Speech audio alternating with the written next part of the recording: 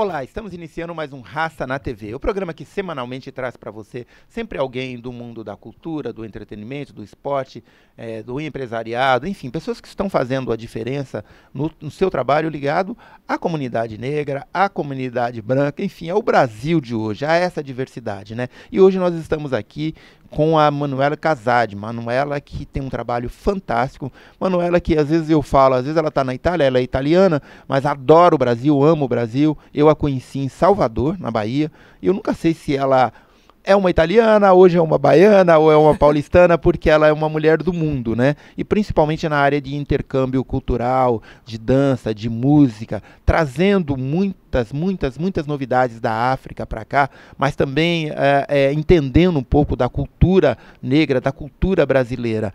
Manuela, muito bom tê-la aqui. Tudo bem? Olá, tudo bem? É um prazer estar com vocês. Eu queria primeiro, já quero começar. Por que esse interesse pelo Brasil e por que esse trabalho tão fantástico entre África, Brasil, Bahia, São Paulo? Eu queria que você falasse um pouco como é que você conheceu e o seu interesse pelo Brasil. O meu interesse pelo Brasil nasceu, na verdade, na Itália mesmo, porque eu entrei em contato com as comunidades de imigrantes brasileiros, sempre tive um entrosamento com as comunidades da arte e da música e comecei a desenvolver em Roma, que é a minha cidade natal, um trabalho ligado à produção de música e de danças brasileiras, né? Então eu trabalhava com músicos brasileiros que residem na Europa. Eu tive conversando, eu não sei se você conhece aquele capoeirista baiano, eu vou lembrar dele em breve o nome, eu preciso lembrar o nome dele, mas eu vou falar antes do final do programa, que tem um trabalho no mundo inteiro, né, e eu gosto muito do trabalho dele, e ele disse que a capoeira, ela está espalhada pelo mundo. Eu acho que a capoeira hoje, ela está em mais lugares do que o Brasil em termos de representações, né, o Brasil eu acho que está em 178 países, 180 países com representações diplomáticas. A capoeira está em mais de 200 países, ou seja, a capoeira está num local onde a gente nem tem representação. A música brasileira, pelo que você tem andado, você tem visto, caminha desse jeito, ou a capoeira ela vem na frente? Não sei nem por que eu estou falando de capoeira, porque eu não sei nem se é o forte seu. É porque ela é de dança, e olha que capoeira não é nenhuma dança, né? É tudo, né? Samba, semba, capoeira, tem tudo tem uma ligação, né? A nível histórico e a nível de expressão corporal, né? E a capoeira, de fato, é uma manifestação muito importante na Europa, porque é o símbolo, um dos símbolos, né, da cultura brasileira. E na Europa a gente recebe com bastante carinho tudo que vem do Brasil, tudo que representa o Brasil. Parece que existe assim, um laço, né, cultural muito forte, sobretudo entre Itália e Brasil. Lembrei agora, olha, ele não iria me perdoar. Tonho Matéria, grande abraço, Tonho Matéria, muito meu amigo, meu irmãozão, me deu um branco aqui, imagina, esqueceu Tonho Matéria, né? Agora, você me falou que você fez um estudo, você fez um TCC sobre o Brasil, Sim. né? Eu queria que você me falasse um pouco sobre essa área mais de estudo mesmo da cultura brasileira que passa pelo seu estudo. Eu sou formada em psicologia e fiz um trabalho cujo foco era análise da situação de vulnerabilidade social das crianças e dos adolescentes em situação de vulnerabilidade social. No centro da cidade, né? Então, na região da Cracolândia, da Vale do Anhangabaú. Aqui em São Paulo?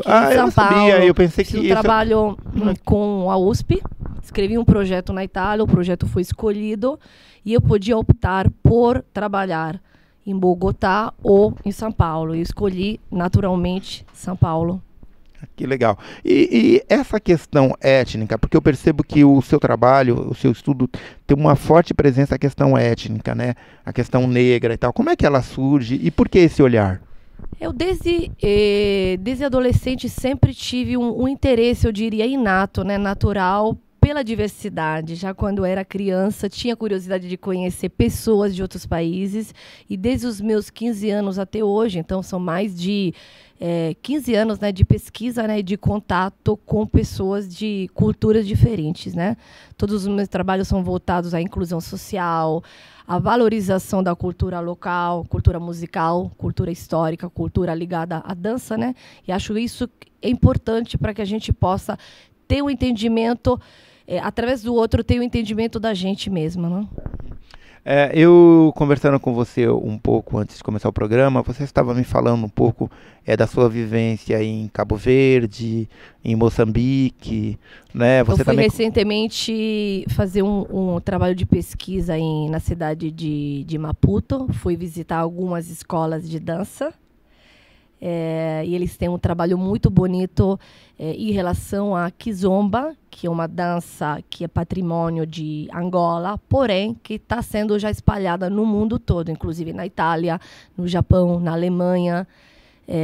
E no Brasil já se fala de kizomba, né, que é uma dança e uma cultura ligada à Angola. Então, esse contato intercultural acho que é fantástico, porque reduz, né, as barreiras culturais, as barreiras geográficas. Então, a arte, de fato, é uma forma através da qual a gente pode se educar, né, e abrir as fronteiras. Perfeito. A sua passagem maior, pelo que eu tenho percebido pela sua fala, ela se dá nos países de língua portuguesa ou em outros países da África?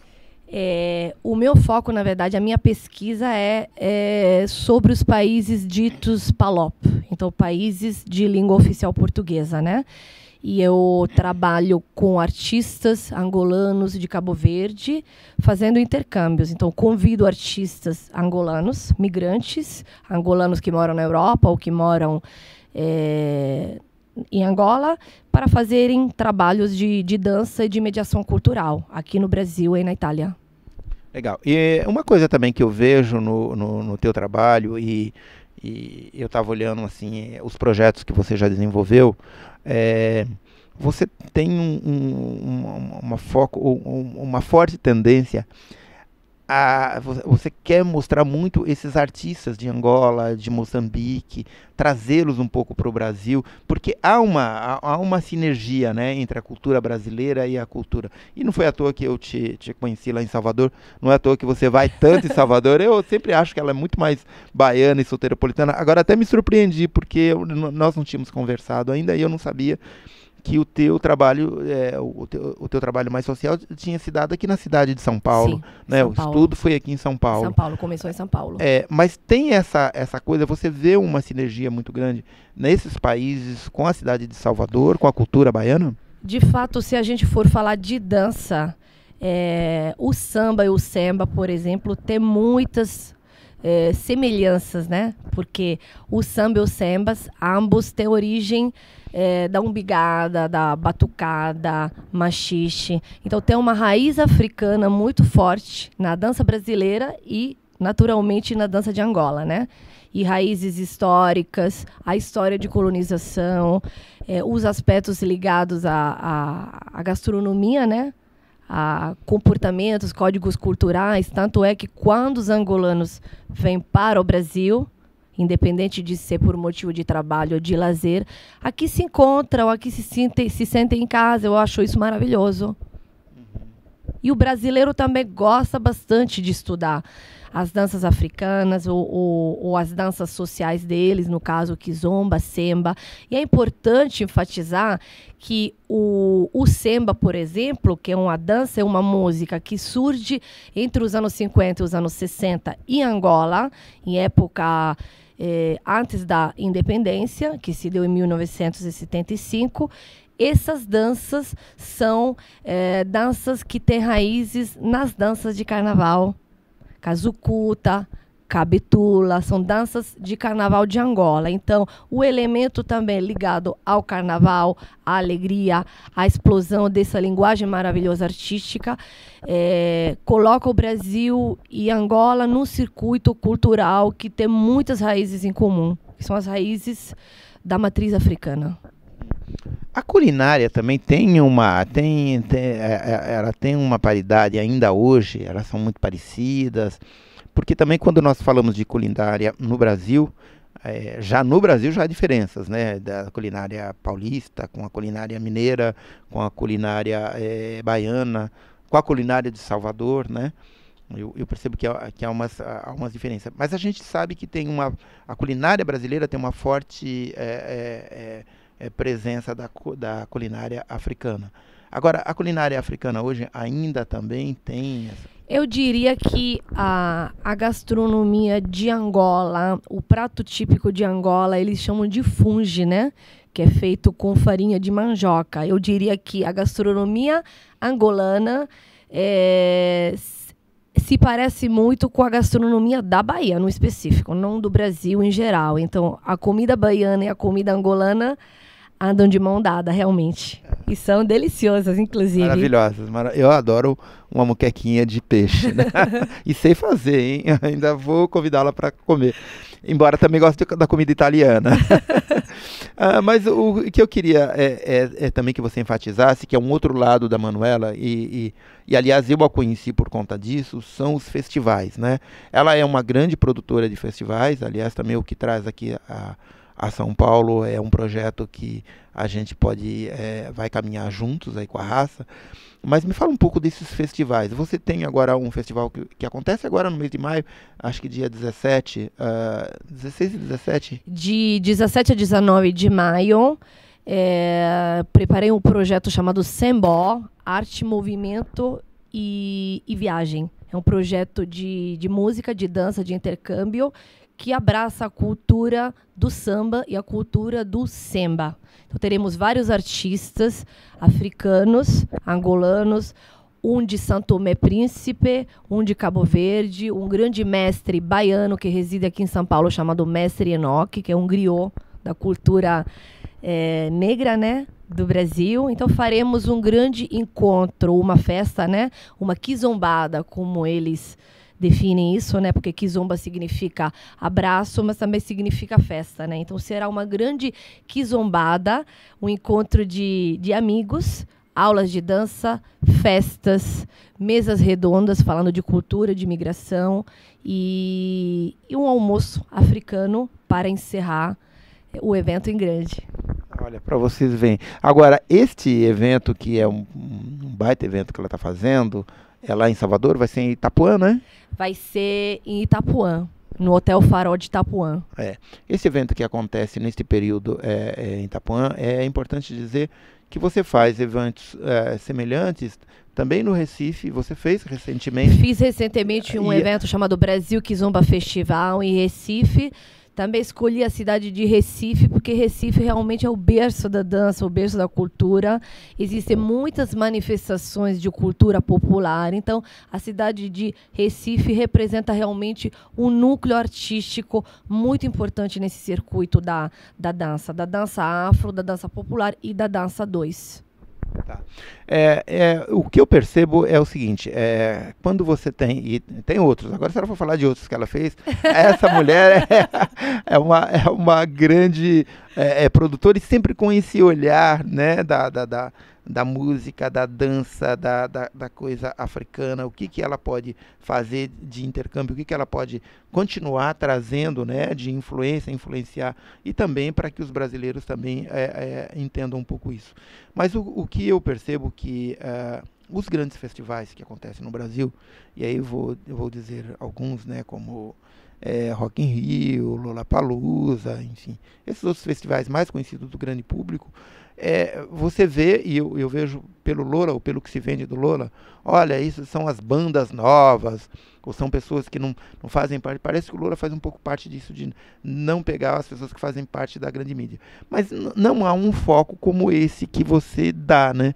Que é de trazer essa coisa mais de raiz, essa coisa que está um pouco fora desse circuito. Como é trabalhar isso? Como é que está fora do circuito comercial de dança, de música, Esse segmento, eu costumo dizer que esse segmento de trabalho que acaba virando uma religião, uma filosofia de vida, de fato é só para quem ama fazer tudo isso, porque é muito difícil realizar eventos de dança ou de cultura ligados à cultura negra e à cultura africana no Brasil e no mundo. Ainda é um nicho de mercado muito restrito, ainda existem dinâmicas naturalmente discriminatórias, apesar que não podemos esquecer também de todos os apoiadores, né? E temos que ter sempre uma visão bem positiva e construtiva, mas ainda é difícil, sobretudo, promover eventos de cultura negra no Brasil ou de dança africana. Ainda existe uma certa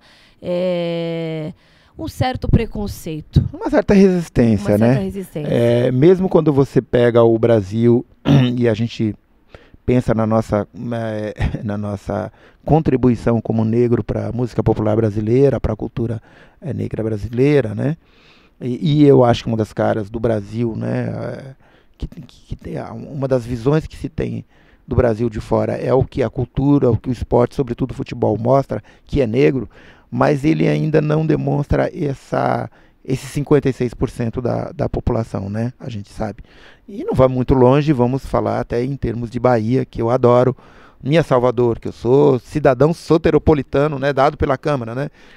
Mas você tem lá uma Margareth Menezes, que não faz tanto sucesso como Ivete Sangalo, como Cláudia Leite, como é que é o nome? Daniela Mercury. Só para falar assim rapidamente, né? Para essas três você só tem uma Margareth Menezes, numa cidade que 82% da população é negra. Isso demonstra também um pouco esse olhar midiático que também é preconceituoso, né? Com né? E você sente isso também na dança, também nessas manifestações. Com certeza, no ponto de vista étnico, é ainda difícil realizar essa convivência entre as culturas, né? E os meus eventos têm a pretensão, né? Almejam justamente romper barreiras, né? Criar oportunidades, espaços de interação, de educação através da arte. Agora eu vou fazer uma pergunta aqui. Agora é uma brincadeira, é uma encheção de saco que eu sempre ouço. Eu ouço de uma amiga minha, uma afrodescendente, ela fala assim: Pestana, negro é negro em qualquer lugar do mundo. Né? Me fala um pouco as diferenças nossas, não do ponto de vista de países, né? Mas são nossos irmãos e tal. Há muita diferença dos artistas negros, os capoeiristas brasileiros com os angolanos. O que a gente tem de diferente, muito diferente, mas o que a gente tem em comum, você que trabalha com essa vertente, com esse olhar? Eu acho que só me vem na cabeça a ideia de alegria, criatividade, o excesso. E tudo isso eu acho que é fantástico, né? Acho que eu me identifico bastante. É claro que a diversidade cultural é um tema pelo qual todos nós ainda temos que trabalhar bastante, investir bastante em conhecimento e criar espaços de reflexão e de convivência para que, aos pouquinhos, cada um comece a poder dar a sua contribuição e também a valorizar o trabalho alheio, né? Que é bastante importante. O que você diria que o setor público, né, de que forma que o setor público, os governos, as prefeituras poderiam fazer para que a gente pudesse ampliar um pouco mais esse intercâmbio e essa onda, né? Porque afinal de contas isso seria muito bom para todos os países, principalmente os países de língua portuguesa, né? E principalmente para a cultura negra. O que você acha que poderia ser feito? Eu acho que a nível acadêmico esse triângulo, né? Brasil, Portugal, países ex-colônias portugueses, esse triângulo a nível acadêmico funciona muito bem, né? Diria porque muitos estudantes angolanos, cabo-verdianos conseguem, através de projetos governamentais, estudar no Brasil ou estudar em Portugal. Então, o âmbito acadêmico, posso dizer que funciona de forma válida, porém, iniciativas independentes, digamos, que não podem contar com apoios governamentais, ainda precisam ganhar mais visibilidade. Então, o marketing ligado a esse tipo de eventos deveria ser um marketing mais com uma cara mais, com um cunho mais internacional, para que várias entidades do mundo todo possam se reunir, possam compartilhar experiências e compartilhar recursos para a realização desses grandes eventos. Uma coisa que eu percebo com muita frequência, e eu acho que isso já foi tema de muitos debates no Brasil e também de alguns estudos acadêmicos, é que o Brasil ele fica meio que de costa para a América Latina e para a África, né? Parece que a gente fica mirado o tempo todo na Europa, né? Achando que a gente quer ser o tempo todo um país da Europa, né? E a gente não é. A gente é um país latino-americano com uma presença africana muito grande, né? O olhar do Brasil para a África, ele é diferente, né? Principalmente para esses países que nós estamos falando aqui, Angola, Moçambique, Cabo Verde, né? Ele é diferente do olhar de lá para cá, né? Como é que esses artistas, como é que essas culturas veem o Brasil? Na tua visão, é óbvio, né? E como é que o Brasil os vê? Se falando de países africanos de língua portuguesa, quando os artistas ou pessoas comuns visitam o Brasil, eles se encantam com o Brasil. E, naturalmente, a gente também, que mora na Itália, na França, a gente vindo da Europa, também se encanta com a beleza do Brasil, com a receptividade do seu povo, com a riqueza cultural. Então, esse pluralismo étnico e cultural do Brasil atrai tanto as pessoas que moram na Europa quanto as pessoas que moram nos países africanos de língua portuguesa, por exemplo. Então, o Brasil é o berço da cultura, né? E acredito que no Brasil esteja crescendo o interesse pela cultura africana, tanto literatura quanto moda africana, dança. Porém, ainda precisamos trabalhar para que esses mundos fiquem cada vez mais próximos. Nós que, a partir deste número de maio agora da raça, estaremos entrando em Angola. Que maravilha! Vamos começar por Angola, né? A gente vai ter a revista Raça em Angola, sendo distribuída em Angola, e depois a gente pretende expandir para outros países de língua portuguesa. Mas inicialmente a gente vai estar em Angola. Você estava me falando algo que me chamou muito a atenção sobre Moçambique. A gente tem que entender também, Moçambique está passando por uma situação muito difícil, muito complexa, depois de toda essa catástrofe que a gente acompanhou.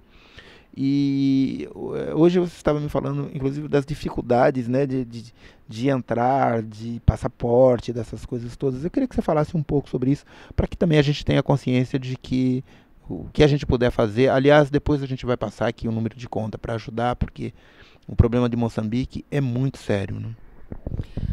O Moçambique, pelo que eu pude conhecer, né, através dos moradores de alguns bairros, os nativos, né, porque eu gosto bastante de conversar com pessoas comuns, porque o conto do cotidiano é o que, de fato, às vezes nos dá uma dimensão de como o outro vive, daquilo que o outro sente, de como percebe a realidade, né, porque o nosso olhar é um olhar de fora, é um olhar do turista, né, podemos até ser um observador mais participativo, mais sempre será um olhar parcial. Então eu gosto de me conectar aos nativos para entender melhor a situação deles. E eu entendo que hoje o Moçambique está passando por uma fase política e econômica muito complicada, e os requisitos para investimentos em Moçambique ou para montar um negócio ficaram bem mais exigentes, né?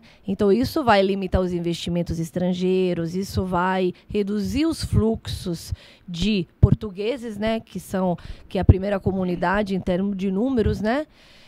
Que investe em Moçambique, até por questão da facilidade do idioma, né? Linguística. Então essas novas normas, acredito que vão afetar negativamente a configuração socioeconômica do país. Olha, falar sobre Moçambique, falar sobre Angola, Cabo Verde, vai se tornar um tema cada vez mais corrente aqui no nosso programa. Como eu disse, a raça a partir de maio começa a circular em Angola, e a tendência é ir para esses outros países, porque são países irmãos, são países que têm uma cultura muito parecida com a nossa, até porque são matrizes da nossa cultura, né? A gente não pode esquecer nunca, né? A gente veio de algum lugar e a gente veio dessa África, e principalmente dessa África negra, e por isso que eu queria convidá-la mais vezes para estar aqui no programa falando sobre isso, e queria inaugurar esse mês de maio conversando com uma pessoa que está toda hora, eu sempre falo, ela transita, né, nesse espaço entre Europa, Brasil e Brasil mesmo, né? Não é São Paulo, né? É Bahia, é outros estados, é Rio, é São Paulo e África. Queria que você desse suas palavras finais para o Raça na TV, Manuela. Eu acho que é muito importante a gente trabalhar com esse entusiasmo, com essa empolgação, eu diria com essa consciência, porque quando a gente fala de um patrimônio cultural que não é da gente, mas é da gente ao mesmo tempo, porque a partir do momento que eu converso sobre um assunto ou que eu realizo um evento de cultura africana, no meu ponto de vista, eu tenho o dever ético de ter muito cuidado, porque quando a gente fala da cultura do outro, a gente tem que ter um entendimento muito sutil, muito atencioso. O tema da diversidade cultural, de fato, merece a nossa atenção, merece o nosso tempo, merece estudo. Então, eu estou muito agradecida por ter tido todas essas experiências na minha vida e não pretendo parar, porque realmente a diversidade cultural é um tema muito amplo e de grande responsabilidade para todos nós. Obrigada. Eu que agradeço, né? Agradeço a Manuela por participar do nosso programa. O Raça na TV vai ficando por aqui, né? A semana que vem nós temos novamente um encontro marcado com vocês, né? Eu espero vocês até lá. Quero agradecer a Manuela e agradecer a todos por assistir o Raça na TV. E lembrar que a edição de maio da revista já está nas bancas, mas você também pode fazer sua compra, sua assinatura digital pelo site www.revistarraça.com.br ou nos encontrar nas redes sociais. Um grande abraço.